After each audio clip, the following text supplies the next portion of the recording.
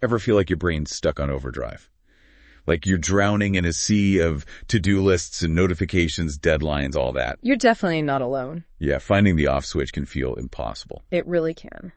So, for today's deep dive, we're going to try to help you guys quiet all that mental chatter. We're talking about rediscovering some inner peace. And we're going to do it with, wait for it, visual meditation. And what's really interesting is we're not reinventing the wheel here, are we? Right. We're going way back for this one. We're tapping into the Vigyan Bhairava Tantra.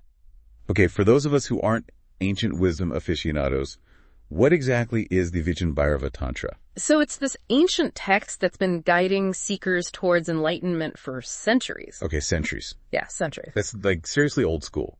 But does something that old still work today? I mean, things have changed a bit since then. That's the amazing thing. It absolutely still works. The Vigyan Bhairava Tantra isn't about, escaping the modern world or anything. It's about finding enlightenment right here, right now, in the middle of it all. Okay, I like the sound of that. Enlightenment on the go. Exactly. And the best part, it gives us options. We're talking 112 different meditation techniques to try. Hold on. Did you say 112? 112. Okay, so we might need a few more deep dives to get through all of them. Yeah, maybe a few more. But no worries. Today we're going to focus on 2 visual meditations from the Vigyan Bhairava Tantra. We're going to be diving into Trataka. Trataka. And you guessed it, sky gazing. And what I find fascinating about these techniques is that they use something we do constantly looking to shift our internal state. So no fancy equipment required, no years of training, just my own 2 eyes. Just your own 2 eyes. Sign me up. Let's start with this Trataka thing. What is that exactly? So Trataka is often translated as fixed gazing. It's really simple. You fix your gaze on a single point without blinking. Sounds easy enough, right? Right. But, I don't know, I'm already feeling my eyes watering just thinking about it. It's definitely a practice in focus. It is. I can imagine. And you're right, your eyes might water a bit at first. But it's more than just building eye strength or anything like that. Right. There's got to be something more to it. You see, when your eyes move, your mind tends to follow. Okay, I've never thought about it like that. Yeah, it's like when you're scanning your surroundings, right? Your mind is kind of jumping from one thought to the next. Totally. Like, look over there. What's that? What's going on over there? Exactly. And this Trataka thing, it's like we're hitting the pause button on all that visual chaos. Interesting. Our sources even compare the constant movement of our eyes to a chattering monkey mind. Monkey mind, I like that. And Trataka is like we're gently training that monkey to settle down a bit. Okay, so instead of chasing every distraction, our eyes become kind of an anchor. Exactly. And that leads to a calmer, more focused mind. I mean, I can get behind that. But I gotta ask you, isn't staring kind of, I don't know, frowned upon? Well, yeah. I mean, in most social situations, for sure. Right, exactly. But here, it's different. It's a conscious choice. Right, it's like you're choosing to focus. Exactly. Now, traditionally, the object used in Trataka is a candle flame. A candle flame. Yeah. There's something about a flickering light, that kind of dance between stillness and movement. I can see that. It can be really mesmerizing. Right, like how a campfire can hold your attention for hours. Exactly. But our source also mentions that you don't need anything fancy for this, really. So it doesn't have to be a candle. It doesn't. A flower, a symbol, even just a point on the wall can work. Interesting. So it's really about finding something to rest your eyes on. That's what matters. It's about drawing your focus and allowing your eyes to rest. So that's where the magic happens. That's where the real magic happens. As your eyes become still, your mind naturally follows. There's a really fascinating connection between our visual focus and our internal state, So like a feedback loop almost. Mm-hmm. It really is.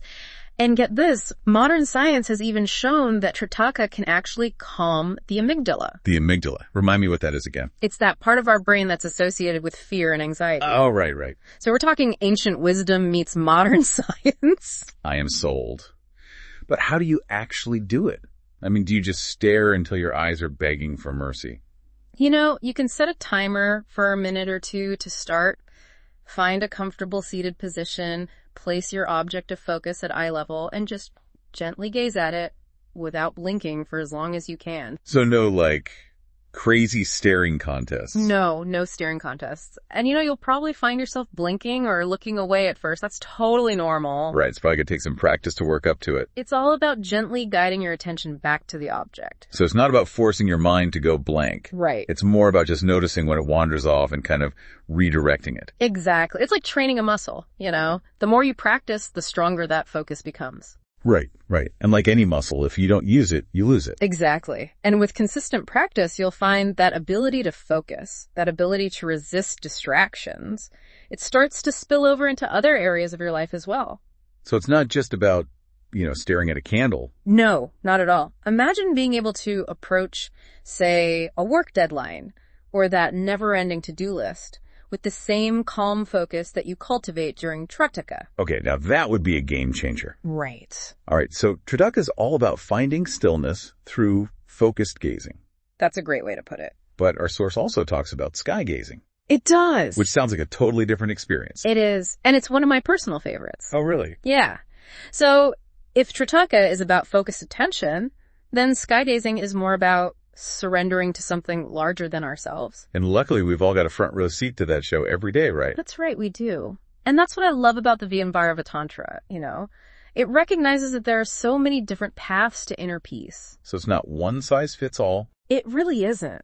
What works for one person might not resonate with another, and that's okay. So how does this sky gazing thing work? Do I just lie in the grass and stare at clouds? Sounds like a pretty great way to spend an afternoon, if you ask me. Right. But you're on the right track, Unlike Trataka, where we're focusing on a single point sky gazing, it encourages us to expand our awareness. So instead of just fixing on one cloud, you let your gaze soften. Take in the whole panorama, the clouds, the blue, even the birds flying across it all. Okay, so it's like swapping that laser focus for a wide-angle lens. That's a great way to put it. And instead of trying to control anything, we're kind of surrendering to this experience of immensity. It's incredibly humbling, actually. I bet. And our source emphasizes how this shift in perspective, this connection to something so much greater than ourselves, can be a really powerful antidote to that feeling of overwhelm we talked about earlier. Right, like our problems seem a lot smaller when you compare them to the vastness of the sky. Exactly. And the Vigyan Bhairava Tantra even suggests that this practice can lead to a temporary dissolving of the ego. That sense of separation between us and everything else. It's like our worries just kind of become part of something much bigger. That's a beautiful way to put it. And it doesn't have to be like a mystical experience or anything. Right. Simply observing the sky, noticing the patterns and the colors, it can be incredibly grounding.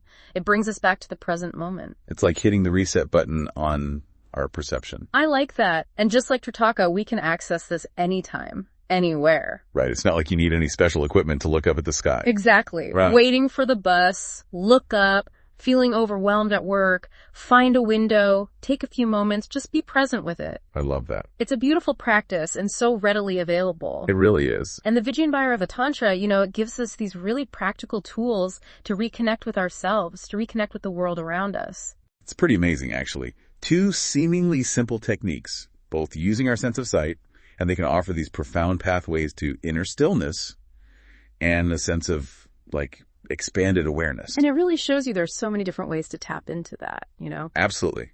So whether it's the laser focus of Trataka or that expansive surrender of sky gazing, the Vigyan Bhairava Tantra is all about finding what works for you, what helps you quiet that inner chatter and brings you back to a place of peace. And you don't have to take our word for it. Try it out for yourselves. Exactly. And let us know how it goes.